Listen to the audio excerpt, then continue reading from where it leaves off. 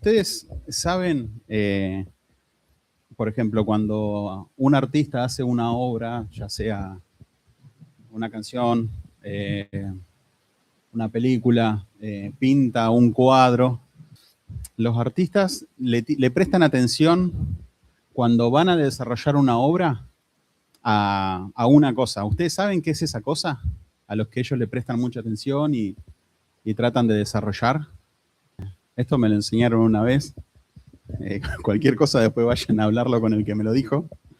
Pero él dice que los artistas a los que más le presta atención es al manejo de la tensión. La tensión, ¿vieron? Como decía Barassi, tensión. Bueno, eso es a lo que le prestan atención los artistas. ¿Por qué? Porque a donde ellos van generando tensión y reposo en sus obras, eso va transmitiendo algo, ¿no? En la música pasa mucho, se va gestionando la tensión y los reposos para que la pieza artística transmita algo, ¿no? Y los artistas, a través de la generación de tensión y reposo y de esa, ¿cómo se llama? De esos contrastes, nos van llamando la atención. Vieron que a veces hay cuadros que capaz, hay lugares que están muy oscuros, otros iluminados, hay lugares que por ahí el artista no quiere que prestes tanta atención y por ahí no te llaman tanto la atención. O mismo en las canciones, vieron que vas escuchando y de repente una parte como tranquila y de repente una parte así que te llama la atención. Y decís, ¿qué pasó acá?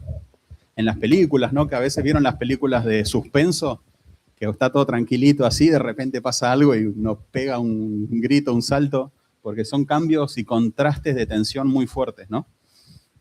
Y con eso el artista va manejando, por así decirlo, a qué nosotros le prestamos atención en la obra artística, ¿no?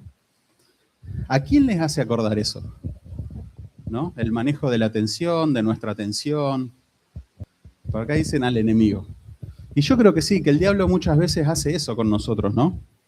Nos va mostrando cosas que nos llaman la atención, como si fuese un artista, porque la verdad que si hay algo que sabe hacer el diablo es llamar nuestra atención, generarnos como esas ganas de, uy, ¿qué es esto? O solamente llamando la atención nos desvía el foco de algo que por ahí no es tan llamativo y él nos lleva a eso, ¿no? La Biblia dice, ¿no? Que no pongamos los ojos en lo que se ve porque es pasajero, que pongamos los ojos en lo que no se ve que es eterno, ¿no? Entonces ya Dios siempre nos estuvo advirtiendo de que es muy importante estar atentos a qué le prestamos atención, ¿no? Y muchas veces esto que el diablo genera tensión en nuestras vidas, quizás hasta son cosas válidas, ¿no? El diablo genera que nosotros prestemos mucha atención a nuestro trabajo, nuestra familia, no sé, a juntar plata para irnos de vacaciones, son todas cosas que son buenas y válidas y que seguro Dios quiere que disfrutemos, pero el problema es cuando nosotros disfrutamos de eso forzando nuestra atención o poniendo nuestra atención en Dios y que eso llegue gracias a la voluntad de Dios, ¿no? La Biblia también dice que busquemos primeramente el reino de Dios y su justicia y todo lo demás va a ser añadido, ¿no? Buscar primeramente nos está hablando de dónde ponemos nuestra atención, ¿no? Está diciendo, primero, préstenle atención a esto, préstenle atención al reino de Dios y su justicia y todo lo demás va a venir añadido. Y el diablo está empecinado en llamar nuestra atención. Filipenses 4:8 nos dice que pensemos en todo lo que es verdadero, respetable, justo, puro, amable, admirable, digno de elogio y de alabanza, dice este versículo, ¿no? De vuelta, Dios nos está diciendo a qué le tenemos que prestar atención, ¿no? Si algo no es respetable, no es justo, no es puro, no es admirable y no es digno de alabanza, no le prestemos atención, ¿no? Ya la Biblia, la verdad que son muchos los versículos que nos advierten, ¿no? De tener cuidado a qué le prestamos atención, en dónde ponemos nuestro foco. Porque aparte, nuestro foco es limitado. Uno no puede prestarle atención a todas las cosas que hay en el mundo, ¿no? Uno no puede estar atento a todo el mundo y todo lo que pasa. El único que podría hacerlo es Dios, que es omnipresente y omnisciente, o sea, está en todos lados y sabe todo. Nosotros no. A veces por ahí le puedo prestar atención a una cosa, muy de vez en cuando. Así que imagínate, muchas menos. Entonces, nuestra atención es limitada. Empecemos a ser disciplinados con a qué le estamos prestando atención. Un versículo también en Mateo 6 que nos habla muy claro con respecto a esto, es Mateo 6:21, que nos dice, donde está nuestro tesoro, ahí está nuestro corazón.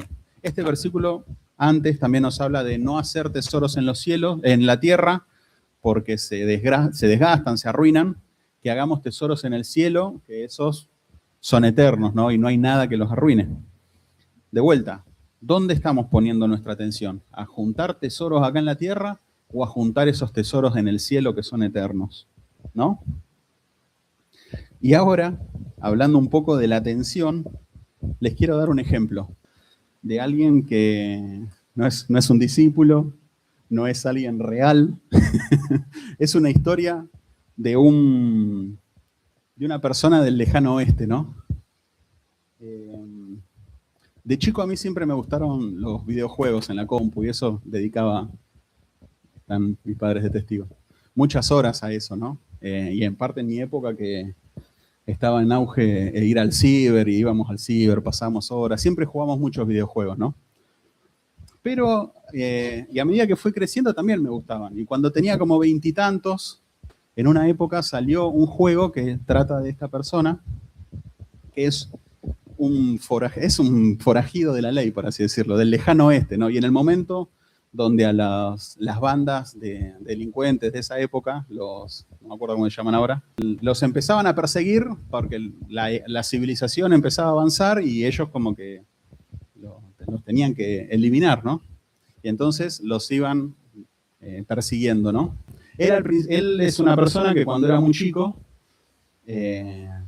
queda huérfano y un hombre que era como el jefe de esta banda, como que lo adopta y lo empieza a criar, ¿no? Y le dice que ellos lo que hacían, lo hacían en beneficio de la gente que ellos querían, ¿no? Ellos no, solamente lo que hacían era para sobrevivir, como que no, en general nunca iban en contra de mujeres y niños, solamente de otros adultos, hombres que también hacían mal. Entonces como que él creció pensando eso, que lo que él hacía estaba bien y que en cierto punto el fin justificaba los medios, ¿no? Fue creciendo, fue pasando mucho tiempo y él a lo único que le prestaba atención era a sobrevivir, ¿no? Él creía que nosotros estábamos básicamente en la tierra y ellos como banda, su objetivo principal era sobrevivir. Era lo único que le prestaban atención. En un momento, a él le pasan dos cosas.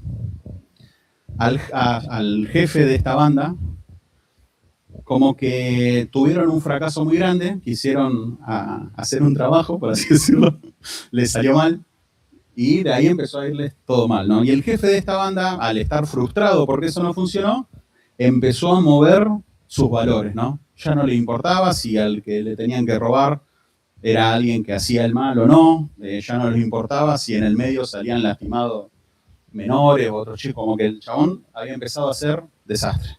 Y esto él como que le chocó, ¿no? Pues él creció creyendo algo y de repente todo eso entró en jaque, ¿no? Sin embargo, él seguía pensando que lo importante era sobrevivir, que él y las personas que él quería sobrevivan. Pero en un momento le pasa algo. Cae enfermo y él tiene tuberculosis, que en la época era una enfermedad que te mataba, no tenía cura, y en meses te liquidaba, ¿no? Y en ese momento él como que eso le hace replantearse muchas cosas, ¿no? Porque él decía, bueno, tanto que yo busqué sobrevivir, tanto que yo busqué mantenerme con vida a mí y a los que yo amaba, y de repente la vida, o sea, es frágil, en un par de meses ya se termina todo. Y acá empiezan a pasar cosas que a él lo hacen cambiar de mirada, ¿no? Y empieza a darse cuenta que en la vida lo único no es sobrevivir, ¿no? Sino empezar a prestarle atención a las cosas que son verdaderamente importantes. Y él acá, en este momento, empieza a prestarle atención a las personas que tiene alrededor, ¿no? Empieza a darse cuenta que en la banda donde ellos estaban, había gente que hacía el mal sin razón y había otras personas que tenían buen corazón, ¿no? Que incluso una familia que estaba el padre, la madre y un nene chiquito. Él se empieza a prestarle atención a esta familia, ¿no? Y en un momento, en una estación de tren, se encuentra con una monja, si no me equivoco, y le empieza a decir que él lo que tiene que encontrar es cuál es su propósito, ¿no? ¿Para qué está acá? Que tiene que dejar algo, ¿no? Que su paso por la tierra no es en vano, ¿no? Que seguramente las cosas que vivió y lo que él hizo, todo seguramente sea para algo. Y él tiene que buscar, en ese tiempo que le quedaba, qué es aquello que tenía que hacer, ¿no? Y en este momento, como les decía, él cambia a lo que le presta atención. Deja de prestarle atención a su propia supervivencia y empieza a prestarle atención a la gente que tiene cerca, ¿no? Ahora, acá, o sea, mucho para agregar no hay, ¿no? Es lo que veníamos hablando. ¿A qué le prestamos atención? ¿A nuestro egoísmo, al pasar los días y tratar de estar bien y sobrevivir y todo? ¿O le estamos prestando atención a lo que Dios le presta atención, que es la gente que tenemos alrededor, ¿no? Ya sea, en la mayoría de los casos, gente que queremos, que quizá está pasando por momentos difíciles, quizá está sin esperanza, quizá está sin paz. Y ¿estamos prestándole atención a esa gente? ¿A qué le estamos prestando atención? ¿A seguir acumulando tesoros acá en la tierra o a empezar a acumular tesoros en el cielo? ¿No? ¿Estamos mirando lo que se ve que es pasajero o estamos mirando lo que no se ve que es eterno? Filipenses 2:3 dice, no hagan nada por egoísmo o vanidad, más bien con humildad consideren a los demás como superiores a ustedes mismos. No se ocupen solo de sus propios intereses, sino de los intereses de los demás. Esta es la versión Palabra de Dios para Todos, se llama. Filipenses 2, del capítulo 2, versículos 3 y 4. En este momento, nuestro protagonista, que creo que no les dije el nombre, se llama Arthur, como Arturo, pero la versión yankee del nombre Arturo, supongo. Arthur Morgan. Cambia su foco, empieza a prestarle atención a otra cosa. Y en este momento toma una decisión crucial, ¿no? Toma una decisión que él dice, bueno, lo poco que me quede de ahora en adelante lo voy a dedicar a salvar a la mayor cantidad de personas de esta banda, ¿no? Porque como les decía, había algunas personas que hacían el mal sin que les importara nada y había muchas personas con buen corazón que estaban ahí. Y entonces él decide ayudar a esas personas a que puedan salir de ahí, vivir mejor y demás, ¿no? Y él en este momento lo que termina haciendo, acá en el juego empieza, siempre está bastante presente, pero en este momento se presenta mucho más fuerte un símbolo, ¿no? Que acompaña la historia, que son los ciervos. ¿Vieron el animal, el ciervo? Este animal aparece mucho a lo largo de la historia y en este momento empieza a aparecer más. ¿Por qué? Porque dicen que una creencia, ¿no?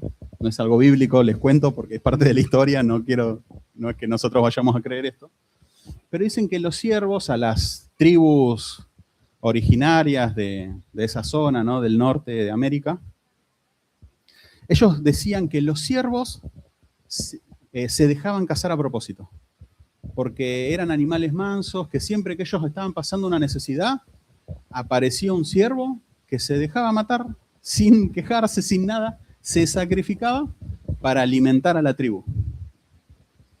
Eso es lo que esa gente creía, ¿no? Y en este momento, como que Arthur empieza a hacer eso. Él empieza a comportarse como este siervo, ¿no? Decir, yo voy a entregar mi vida, lo que me queda, para poder salvar a esta gente que no tienen esperanza, que están mal, que están pasando una mala situación. Entonces él empieza a llevar adelante este sacrificio, ¿no? Se entrega para salvar a las personas que él tenía cerca. Esto es un ejemplo nomás, ¿no? Es una historia que a mí la verdad que me gusta y aparte se los quise compartir. Pero el mensaje de todo esto era este, ¿no? ¿A qué le estamos prestando atención? Y si hoy tuviéramos que corregir nuestra atención y dejar de mirar lo que se ve pasajero y empezar a mirar lo eterno, ¿estamos dispuestos a hacer este sacrificio? ¿A entregar nuestra vida para que otras personas se salven?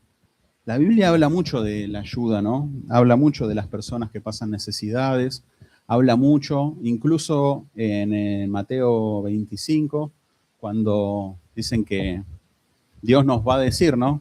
Porque vos me viste con hambre y me alimentaste, me viste desamparado y me diste un lugar, me protegiste. Y nosotros, ahí dando el ejemplo, dice, y la gente va a preguntar, ¿pero dónde hice todo eso? Y Jesús ahí les contó que cuando nosotros hicimos eso por alguien que teníamos cerca, por alguien indefenso, en realidad lo estábamos haciendo por Dios, ¿no? Y yo creo que ese es a lo que nosotros tenemos que prestar atención. A dar nuestra vida por el bien de otros, ¿no? ¿Y por qué dar nuestra vida? Nosotros, a diferencia de Arthur, solo Dios sabe, ¿no? Pero no tengo una enfermedad terminal, no tengo algo que como que me prenda esa alerta y decir, no, che, voy a hacer algo porque me quedan un par de meses. No sé, quizá me quedan un montón de años. ¿Hace falta llegar a esa situación para decir, no, voy a empezar a entregarme por otros? ¿O hoy, sin esa urgencia, podemos empezar a hacerlo? Y no hacerlo, lo hacemos porque es lo que Dios hizo por nosotros, ¿no? Nosotros no estamos haciendo algo para recibir algo a cambio. Nosotros ya recibimos algo a cambio. Dios dio a su Hijo Jesús por nosotros, ¿no? Jesús murió para salvarnos, o sea, ya recibimos todo lo que podíamos recibir. Lo único que nos queda es dar, ¿no? Dar nuestro tiempo, y el tiempo es vida. Entonces, cuando damos el tiempo a la gente, estamos entregando nuestra vida para que otras personas sean salvas, ¿no? Como se creía de los siervos. Nosotros estamos cómodos ahí, tranquilos, mirando cómo la gente tiene necesidades, cómo la gente sufre, o vamos a tomar esa actitud de ir, sacrificarnos para alimentar a otros, porque a veces no es grato. A veces uno cuando se entrega por otros, hasta quizá nos toque sufrir, ¿no? Mucho, porque Jesús sufrió por nosotros. O sea, no vamos a hacer nada que Jesús no nos haya enseñado cómo atravesar. Entonces, es importante empezar a prestar atención a esto, ¿no? ¿A qué le estamos entregando nuestro tiempo? ¿A qué le estamos entregando nuestra vida? ¿A todo aquello que solamente nos genera bienestar a corto plazo acá en la tierra? ¿O vamos a empezar a mirar lo eterno, ¿no? Gálatas 2:20 dice que ya no vivimos nosotros, que Cristo vive Cristo vive en mí. O sea, nosotros fuimos juntamente crucificados con Jesús, ¿no? Ya no nos queda nada por nosotros. Es más, la verdadera forma de vivir y ser discípulos de Dios es entregándonos por completo. Pablo hablaba mucho de morir, ¿no? Una vez que nosotros morimos, Cristo vive en nosotros. Y eso es parte de ese sacrificio, ¿no? Dejar de lado todo lo nuestro, ¿no? Dejar de lado nuestros deseos, dejar de lado nuestros anhelos, dejar de lado nuestros planes, para hacer la voluntad de Dios, para ir en búsqueda de aquellas personas que necesitan de Dios, aquellas personas que están sufriendo, que no tienen a quién recurrir muchas veces, porque están solas, porque el diablo los aísla, El diablo a lo único que vino es a destruir, a matar, hurtar y destruir, dice la Biblia. Y la única forma que tiene de matar a las personas es aislándolas. ¿Vieron que cuando están en los documentales, que están los animales en manada y el león quiere cazar a uno? Espera a que uno de esos animales se aleje y va y lo ataca. Y lamentablemente hoy en día hay muchos de estos personas que se sienten solas, ¿no? Y están a la merced de lo que el enemigo puede hacer con ellos. Por eso no esperemos a tener una situación límite como le pasó a Arthur. Nosotros podemos a partir de hoy tomar esa decisión y decir, yo voy a empezar a entregar mi tiempo por aquellas personas que necesitan. Yo voy a empezar a entregar mi tiempo para salvar vidas, ¿no? Y no porque yo sea mejor que otros, sino porque es lo que Dios hizo por nosotros. ¿Sí? Nosotros no podemos responderle a Dios de otra manera, ¿no? Si Él dio nuestra vida por nosotros, nosotros tenemos que dar nuestra vida por Él. Y cuando estamos dando nuestra vida por algún necesitado, estamos dando la vida por Dios, ¿sí? A Arthur Dios le recordó que los días estaban contados a través de una enfermedad. Pero nuestros días también están contados, aunque no tengamos enfermedades. Nosotros sabemos que estamos acá de paso. Si estamos acá de paso, ¿en qué vamos a ocupar el tiempo? ¿No? ¿A qué le vamos a empezar a prestar atención? ¿Estamos dispuestos a entregar nuestra vida para salvar la vida de otros? Lamentablemente, quizá algunos de nosotros ya estamos, ¿no?, en una situación que sabemos que nos queda muy poco. Otros no, pero estemos en la situación que cada uno esté. Yo no los puedo obligar, no puedo hacer nada, solamente animarlos que el papel que nos toca, lo que Dios espera de nosotros es esto: dar nuestra vida para salvar otras.